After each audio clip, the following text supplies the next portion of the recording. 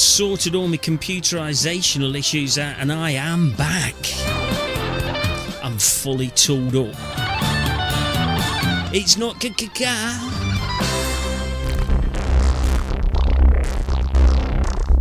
You're listening to the Casimir. That's me. Hasn't that been done to death? Isn't that so 90s? No. You think so? Casimir Engine. It's the Casimir Engine. It's not KKK. It is the Casimir Engine. On the Casimir Engine Show Podcast. I may well be rushed away at any moment because I've just been downstairs to make a cuppa. Mrs. Engine was drinking out-of-date Ribena. Could be an emergency on my hands.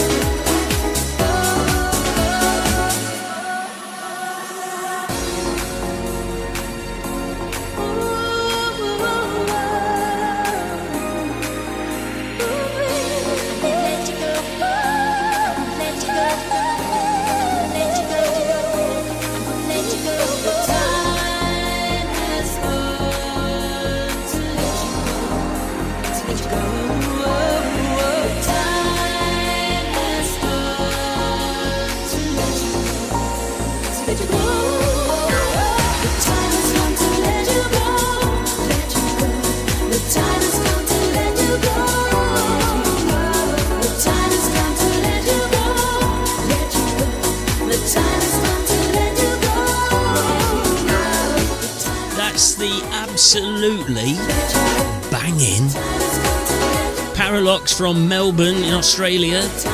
He's my new Bezzy. I love that. That's Paradise featuring Marcella Detroit on Vox. That's what we say in the trade. Yes, welcome to the Casimir Engine Show Podcast. Hey, I've only got a new laptop that works.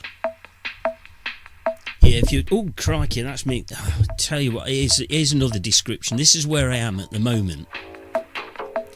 I've got the awesomeness that is my my record player. Or it's not a hi-fi. It's like one of the music centres you get. Made in the 1970s. It's a beautiful piece of kit. It's covered in presents. There's all sorts sitting on it. So I mean, it was cramped in the studio as it was, but it's even more cramped now. So forgive me if I keep on kneeing the mic stand. Hey, Kaz, shut your cake hole. What's on the show tonight? I tell you what's on the show. We've turned this into a bit of a special because last night I went to a film premiere. Ooh, get you. Where was it? In the West End of London? No, it was in the West End of Wirksworth. I tell you, it was absolutely sensational. So we're having a chat with director Stuart Wheeldon, famous in these parts for short films as what I'm trying to say, short films such as In Limbo and The Telephone. And I went to see his new production last night.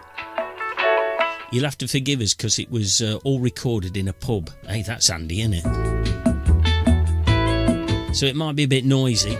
What else have we got on the show tonight? Well, I've got content this week. I wanted to be talking... I've got a bit of a gripe about Star Trek. Oh, crikey, is this a kids' programme, Cass? Why I hate Christmas, yeah? It's not your usual bar humbug stuff. I think I'm allergic to it. We're going a bit overly festive this evening. I also want to know what the Casimir Engine Show fan club favourite Christmas chocolate is. McDonald's drive-thrus, I've got a bit of a gripe about that. And deep fried food.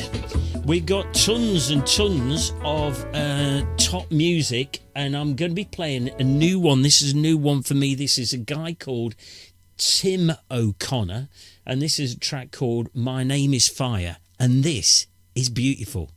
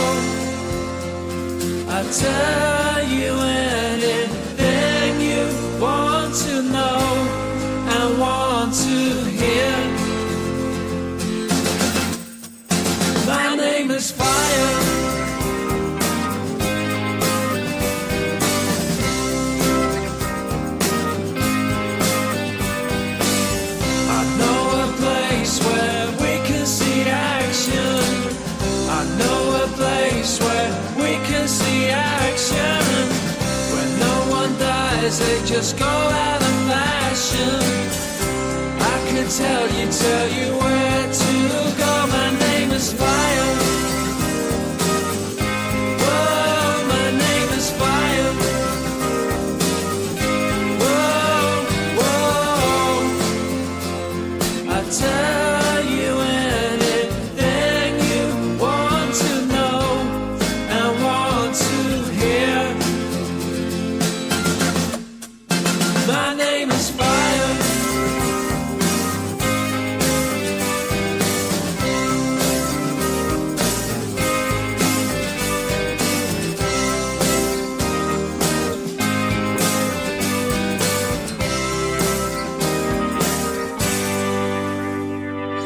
Don't surrender in the face of possibility.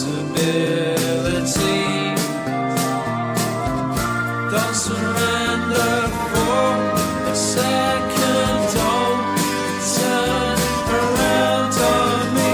Don't turn around on me. My name is Fire. Whoa, my name is Fire. Whoa.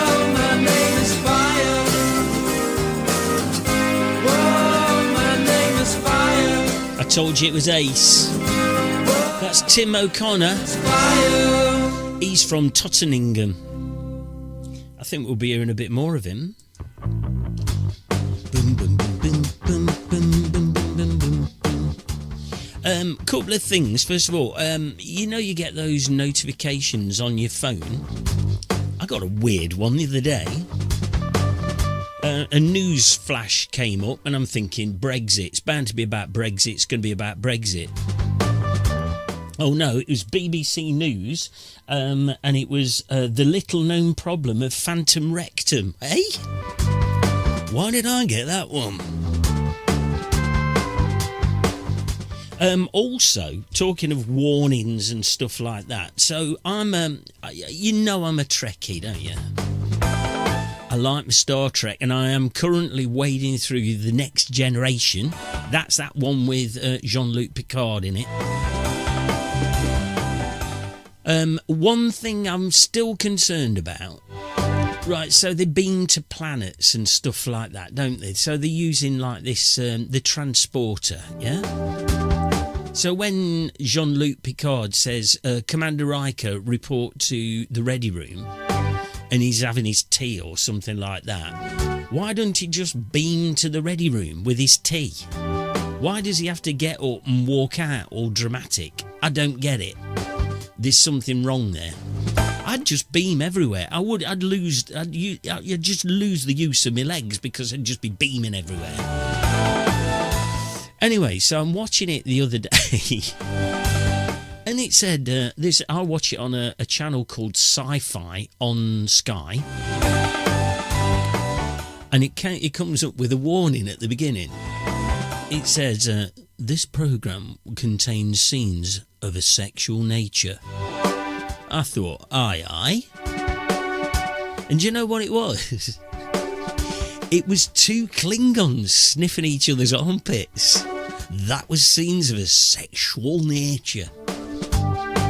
Absolutely bizarre. You get warnings about everything. Its health and safety has gone bonkers, except in Burton-on-Trent. Why did you say that then, Kaz? Because I've got a story about Burton-on-Trent. They're giving them Glaswegians a run for their money on the deep-fried food front. You're listening to the Casimir Engine Show Podcast, and this is a Christmas song by them there Herron Brothers.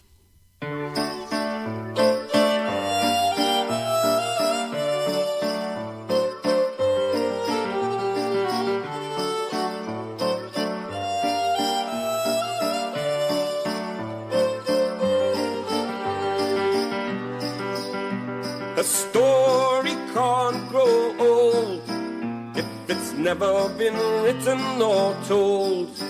If memories don't serve you well in the cold, replace them all, replace them all.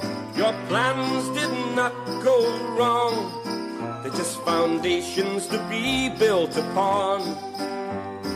Failures can guide you and build you up strong, so don't waste them all, don't waste. Come and be one of us, don't be lonely this Christmas. The sleigh bells ringing, the songs beginning.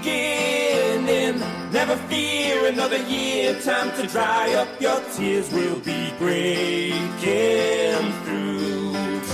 Come and be family this Christmas. You'll see that it's not too late. They cannot dictate who we are from afar. In a sky full of stars, there'll be one for you.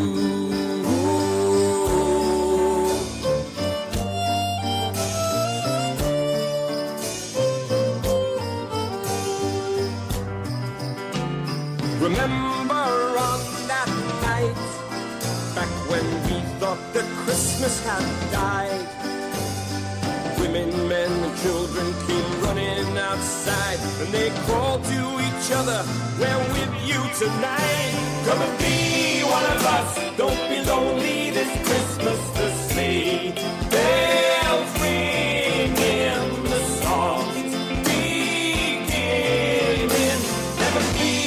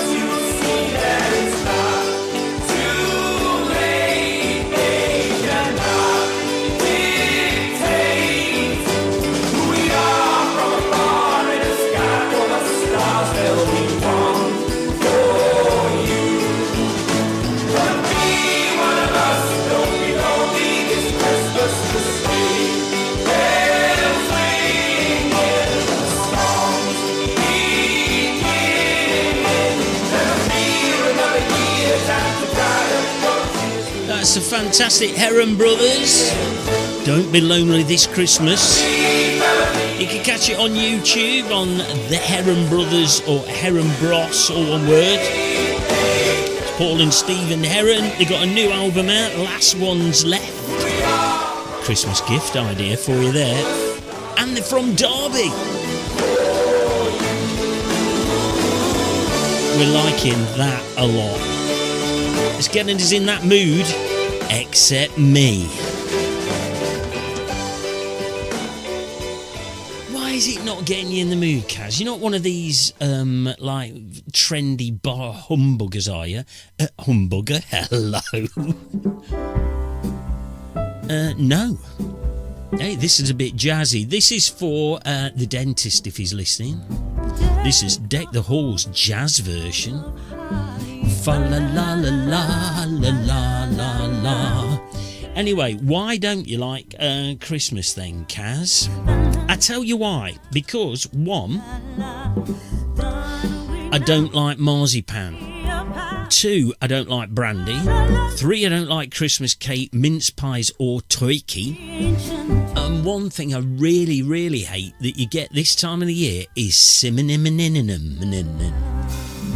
I just don't like any of them. The other day, I was nearly physically sick just outside of Greg's. And the reason being is they must have poured out like a cinnamon latte or something, because I had a coffee afterwards, just a normal coffee and a yum. And it tasted all cinnamon-y. Horrible stuff. And our American listeners, they love cinnamon, don't they? I can remember once I flew into, I can't remember the name of the airport in Washington, and it stunk of cinnamon first thing in the morning. Nearly passed out. It's such a weed, Kaz. Also, on the Christmas food front, so Glasgow, world famous place. We've got listeners up in Glasgow, Ockeye the New. We're giving them a run for their money in a place called Burton-on-Trent, which is near the middle of England, if you're not from these here parts. And Glasgow are famous for deep frying everything, really. Deep fried pizzas, deep fried kebab with cheese. So they get a kebab, dip it in grated cheese, and then deep fry it. I could eat one at the moment. Deep fried Cadbury's cream eggs, anything deep fried Mars bars, of course. But in Burton-on-Trent, there's a shop that's doing a deep fried Christmas dinner. Yeah, that's including turkey, vegetables, and then it's all mixed up with gravy, and then it's deep fried in a Yorkshire pudding. That is shocking. That is shocking. Hey, I've got two more Christmas things.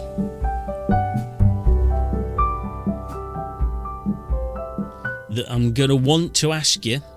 So get your pen and pads ready, because this is like interaction on at Casimir Podcast on Twitter and at Casimir Podcast on Facebook. This is a band what I found recently through my ace A&R man, Mark Lawrence, and all the guys at Analog Trash. This is a band from the States. They're called the Cowels, and this is Wait Don't Wait.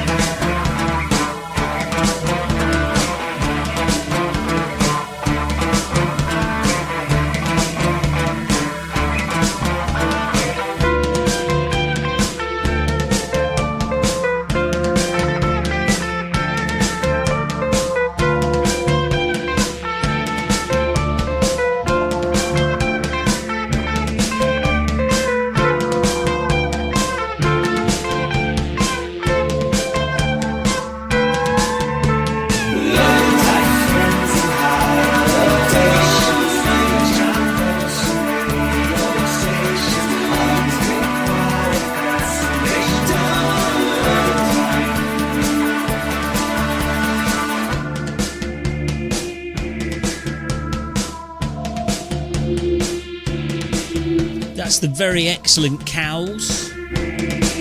They're from San Francisco, Portland and Brooklyn. Hey, that would make band practice a bit difficult, wouldn't it? And my geography's rubbish. It's a bit like your English, actually, Kaz. And they got a new album out, or it's from the album Certain Calculations. Let's hope O Little Town of Bethlehem works. Everything's a bit jazzy-licious at the moment. The town of Bethlehem. So other Christmas stuff that we've got on at the moment. Christmas shizola. We've got this is interactive stuff. So if you want to get in touch with the show, you can get in touch with us on Twitter at Casimir Podcast, or one word, and on Facebook at Casimir Podcast, or search for the Casimir Engine Show Podcast. That takes you to our page. And we've also got the Casimir Engine Show .wordpress.com, I think it's that, www.thecasimirengineshow.wordpress.com. I must try and remember that, shouldn't I, really? Be a bit more professional. But I'm looking for our listeners' favourite Christmas chocolate, and you've got a choice here. Number one, we've got the Ferrero Rocher Excelente.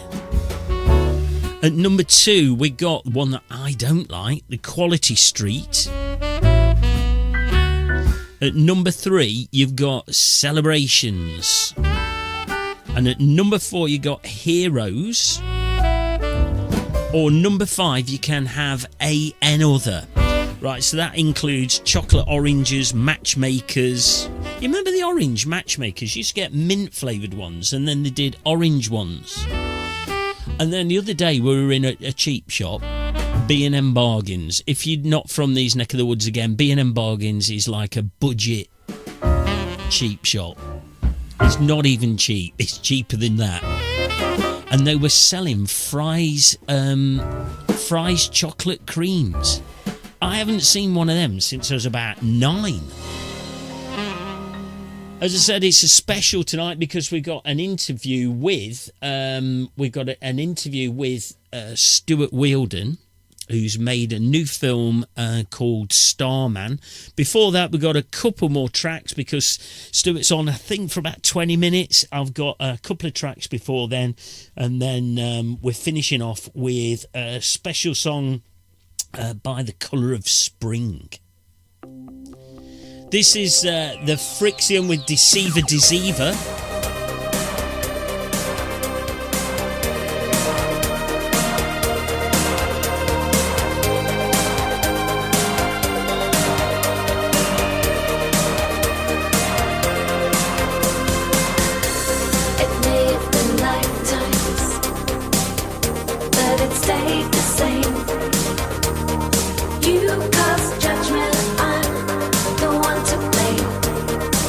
One to blame.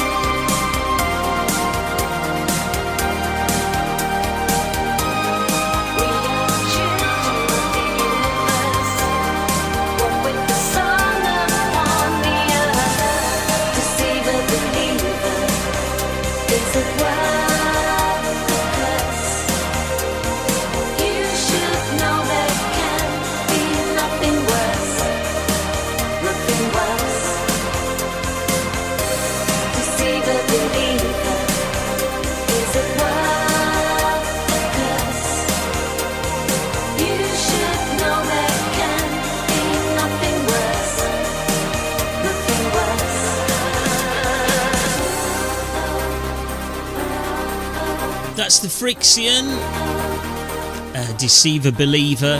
That's got Jean Serene and Lloyd Price. Unfortunately, they're supposed to be in a festival. If you're still a festival goer at this time of the year, you could go to the Foundations Festival in Manchester. If you're in that neck of the woods, it's on the 14th and 15th of December. Tickets, advanced weekend tickets from £20. You can get all the details from www.foundationsfestival.co.uk. Gene and Lloyd were supposed to have been performing at the festival. Unfortunately, can't make it, so that's a real shame. But we'll be hearing more of them on the Casimir Engine Show podcast. Oh, Christmas tree. More Christmas shiz. Oh, turn it in, Cas, will you? Everybody's getting on everybody's nerves now, this Christmas malarkey. We've eaten 3 selection boxes already. So who's eaten all the Christmas food already? Who's started on the cheese? That's the big one, isn't it? It's when you start on the cheese. The Stilton's out, the crackers are out. So who's eating all, again, 3 selection boxes. So I found myself, right, I'm slightly over 40, sitting in my pyjamas, watching Star Trek, eating Freddo bars, because that's all that was left. All the chomps are gone, all the curly whirlies are gone. If you're listening in a different country, right, you're going to think it's just talking more gibberish than usual now. So, so sitting there in me pants, watching Netflix, eating selection boxes. It ain't a good sight. The other one that I wanted to ask you, I've not got it now. Where's it gone? Burton-on-Trent, we've done that. 8 marzipan. It was McDonald's drive-thrus. I posted up a picture where somebody had bought one of their millionaires' Christmas lattes, and there's this fantastic picture of this thing covered in cream and whatnot, and all they got was brown sludge in a cup. It was awful. But I was going through a McDonald's the other day, only to get a coffee. I wasn't having a burger or anything. And they've made all McDonald's throughout the world. It's particularly evident in the UK, though, because it's always raining. But the roof line is perfectly positioned so that when you're paying the man or the girl, right, or the lady woman, at the drive-through part, it's just at the right position for it to rain in your car while you're handing your money over. Bad design by McDonald's.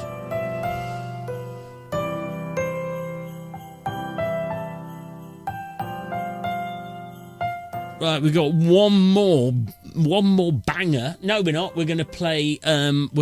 This is for Jules. She requested that we don't do requests, but on this occasion, this is top band, The Colour of Spring. They're from Leeds, and this is their annual Casimir Engine Show broadcast of top single. It's called Snow.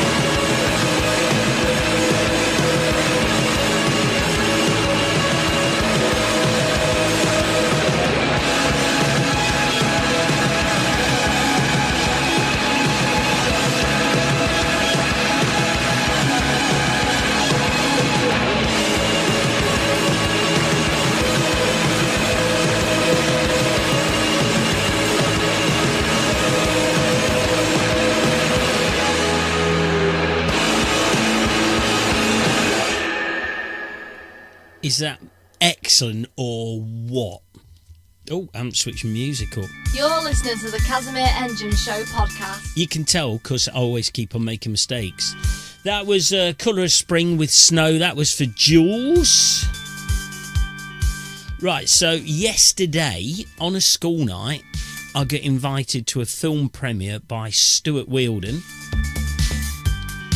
And Stuart's he's written and directed a new film called Starman.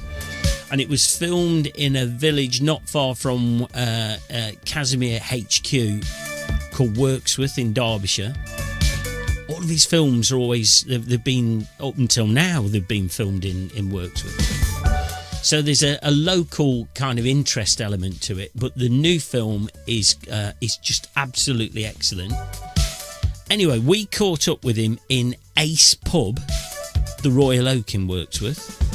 So the background, it's a bit noisy because everybody's having a couple of beers and stuff like that, celebrating the success of the film.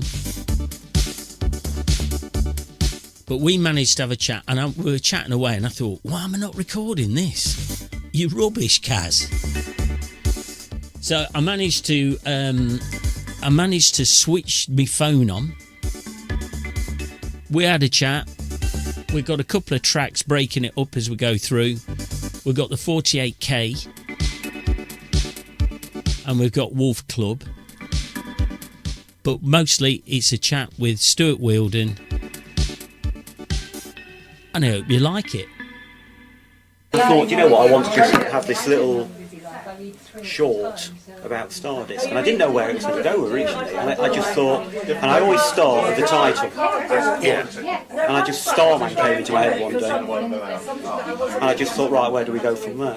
And I thought, I can't go off in a sci-fi way because, you know, really, realistically, I haven't got the money to do the sci-fi stuff I would want to do, etc. And I thought, well, no, go back to where I am as a writer and think of something that is important. And I spoke to Nick, and we'd had this idea about trying to come up with a theme for a film, which was for BFI funding. And they're very, very particular about certain aspects and certain elements of what they want in there. So we started, and I said, you know, shall we go back to that idea and try and develop it? And he said, yeah, let's go back to it. And we just sort of basically developed it, and we had this idea about, we really like the idea, both really like the idea of ex-military homelessness, because it's really important in society today and how they're treated. And we also, you know, things like litter and things like that which come into it. I mean, there's only small aspects of that come into it. But then I said, well, yeah, and I don't know. I just lay there one night and just this idea came into my head, and I just said, he should meet someone and it should change her life.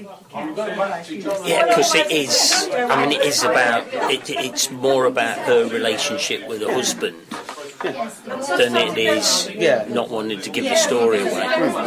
But it's more about her and her husband than it is about his background. It just brings out her story.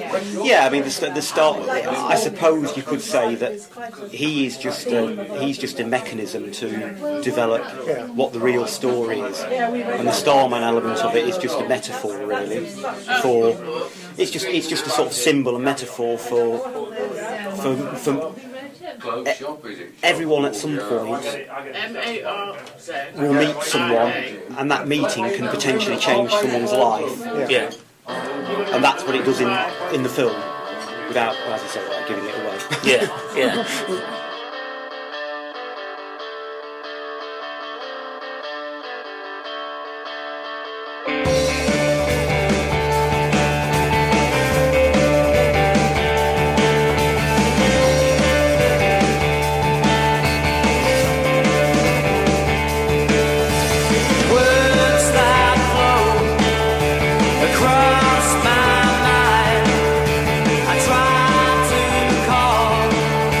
Your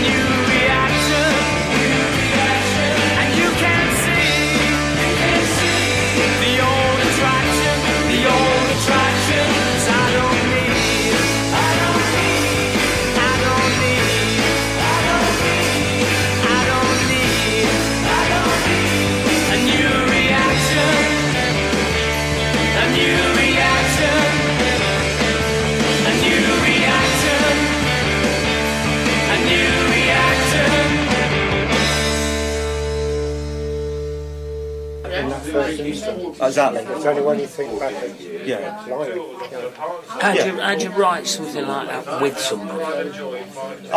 With Nick, I came up with the idea and wrote it as a treatment, so I just wrote the basics of the story and said, right, what do you think? And he said, basically, right, I'll take it away and I'll write the script. So he took it away and wrote the script in 3 days, sent it back to me, and I said, yeah, that's really good, really like that bit. What about this? Because I don't really like that. And I put pencil through it, I re-edited it, then sent it back to him, he did it. We did it 3 or 4 times, and then that was it. It just ended up where it was, and we were both happy. So you write the whole story as a beginning, middle, end? Yes. And then it's, you say Nick? Nick, yeah. Nick writes, character 1 says, character B says, and it's listed like that? Yeah, he wrote the dialogue initially, and then I changed it. Yeah. And then said to him, can we introduce these elements to it? So he went back and then he changed. And it's really nice because I can just say, change that scene. And he'll go, okay, I'll change the scene. And then he rewrites it. Okay. But sometimes it becomes more than it was before. It does, yeah. And then it's really important, because Nick couldn't make it when we were filming, and I wanted him to be there when I was filming. And, when I was filming, it suddenly became really apparent that certain aspects of the script weren't working. So you have to make a decision as a director and say, let's cut that. Do you storyboard it? Yeah, I storyboard. Yeah. Well, not like you would traditionally think, but I know how the film looks while I'm shooting it. Yeah. Because I shot the whole thing as well, obviously. And how long was it? What, to shoot it? Yeah, and how long was the film before you edited it? Well, I always... How much footage have you got? Oh, it's 20 minutes and we shot 2.5 hours of footage. You're joking? Yeah. Is there going to be a director's cut then? Possibly. Oh, right. Possibly, but it wouldn't make... I don't think it'll make a great deal of difference. No. Because I was really worried about that scene you said out on the Stardust, and I've been worrying constantly about that. And just to let people know, without the story, there's just one part of the film where you've got 2 people, and it just looks like they're on a stage. And I think it's the shape of the Stardust and the 2 characters sitting on one of the plinths on the Stardust. Yeah. But then the background is incredible because you've got the moon sitting there, and it's just really well lit. It just looks like a picture. But we shot it in sequence, you see. Yeah. That was the thing, because we actually shot the first whole of that scene. We shot it all and it's not used because what happened is we went up there and the light faded and the colours of the sky, it went from a really dark blue to a black, and we did it halfway through. So I suddenly said, going to the close-ups, I can't use these close-ups anymore because the background has changed. So suddenly, it was pitch black up there, and I said, right, we need to get all the lights out and reshoot it. So basically, we were then faced with the fact of, let's just do it as a stage. Yeah. So I was like, direct it as a stage. If I was doing a stage, how would I want it to be seen? So I said, right, that's it. Let's put the camera there, and let's make it really, really simple. Yeah. Let's not try and make it complex. It's the most memorable. It is the most memorable scene. No, I'm glad you said that. Yeah. And again, that wasn't planned. It finishes the film. It finishes the film. Yeah. It's sort of. It was. We shot the last. We shot the last scene, which was interior. Yeah. And Nigel went back to London. Went back to. He left. And I said, we've got this one scene. And Mia had to go back to Leicester. And I said, we've got to go and do it. And it was just absolutely painful. Yeah. But again, it just works. I think it just works really well. I thought it just makes it. Gives it a clarity, doesn't it? It sort of ends it. It kind of ends it, but then it doesn't end it, because I was just thinking, is she or isn't she? Is she going to be stuck in Worksworth for the rest of her life in a relationship she doesn't really want to be in, or does she go? And what do you think? Do you think she goes, or do you think she stays? I think she stays. Yeah, right, okay. Yeah, the dark side of me thinks she probably stays, and she becomes shops in the co-op, and you know, and a night out is, you know, maybe they'll manage to get to a nice restaurant every now and again, but majority of the time they're in the Red Lion or something like that. I'm glad that sort of comes over, because that's my sort of T.S. Eliot side of me coming over, that sort of... I thought you can't, although she wants to get away, and although she truly wants to get away, and as she says in the dialogue, you know, I've never been so bored in my life, and I'd come with you with whatever you're doing. I think she saw him as a conduit. That was her exactly. That was gone. But life isn't happy endings. No, exactly. That's the thing. I think I notice I'm just watching it through the crowd at the bar. Oh right, yeah. Technology's moved on since In Limbo and the telephone. yeah. I mean, did you enjoy using the technology that? It looks like you used some kind of drone technology. Oh yeah. Unless you've got somebody in a hot air balloon or something. I've got a really good friend, James, who I was at school with, who contacted me and said, I've got this drone, Stuart, do you want it to use it? And I said, you know what, yes, it'll make such a difference. Again, it does. So we just went out there one Sunday and shot all of the drone stuff. Oh, okay, all together? Yeah, and then edited a bit. Yeah, and the night stuff, I've just made it look like night. So the way it looks dark, and I've just made it look that. It wasn't done at night, it was... The other thing, other than the one scene, but that is a standout scene. Yeah, that's good. The music is just phenomenal. Ali's amazing. That is phenomenal. I mean, the noise where he suddenly disappears. It's just such a crescendo of noise, and I enjoyed the music. Yeah, the music was excellent. I'm glad you said that. But also the font that you used. Yeah, well, that's new. I'm trying to think what it's called. You're not a font buff. I am, and it was really important for me to get the right font, because I sort of thought, because it's got that sci-fi, so I had to go for a sci-fi. It's New Brock, that's what it's called. Yeah, and I found that particular font, and I think it's very similar to the font that was used in Star Trek, the original film. It looks like Star Trek, and then the Starman film. You remember that Starman, which is film with Jeff Bridges, David Bow, that kind of thing. But so it gives it an element of science fiction. But then the surprise is that it's about the drudgery of life. Well, when we were filming when we were shooting it, he came up in his car and he said, Stuart, you've got to jump in the car and listen to this. And he played me 8 pieces of music, because he was writing it as we were filming. And that one piece of music stuck out, and I said, we have to have that, because that is absolutely, I thought it was a beautiful melody. And then we both started talking, he said, I agree. And I said, it's got to be the melody for Mia's character. So whenever you see her, that's her, that translates to her relationship and makes it. And he's a brilliant guy to work with. I mean, I spent 6 weeks working with him, going to the studio, and we've just changed little bits, and the little bits where it has those the sort of ET calls, as we call them. Just little things like that are just so, and that, you can't do that. I could never have done that.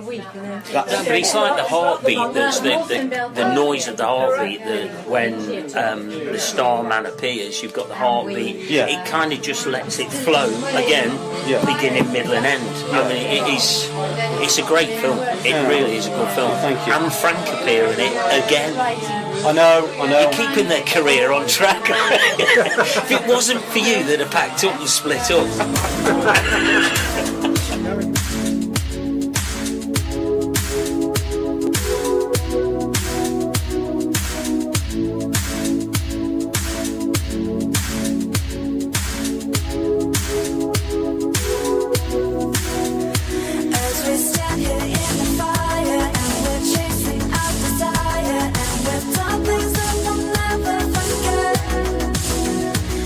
Your eyes, they start to tire and forsaking all desire.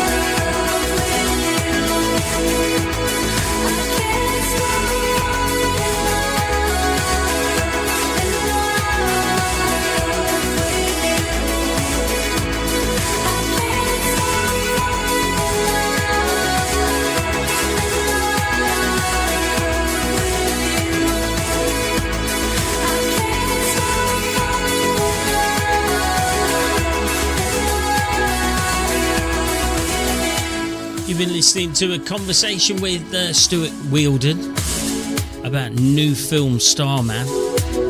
Excellent it is as well. It's a Ferrero Rocher of short films. And that was Wolf Club. You're listening to the Casimir Engine Show Podcast, and it's great. And we mentioned Frank, so we've got to give it a go, haven't we? It's life, people. This is going to be banging around in your noggin all week.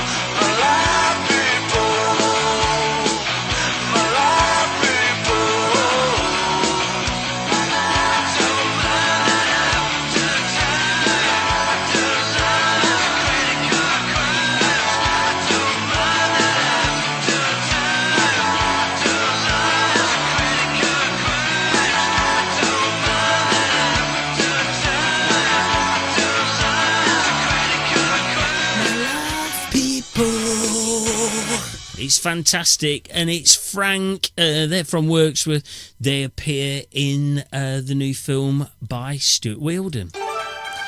Thank you very much indeedy for listening to the Casimir Engine Show podcast. Got some news coming up next week. Got all sorts of stuff going off. If you can, share all the information about the Casimir Engine Show and get involved with us. Reliably mediocre. On Facebook. See you later.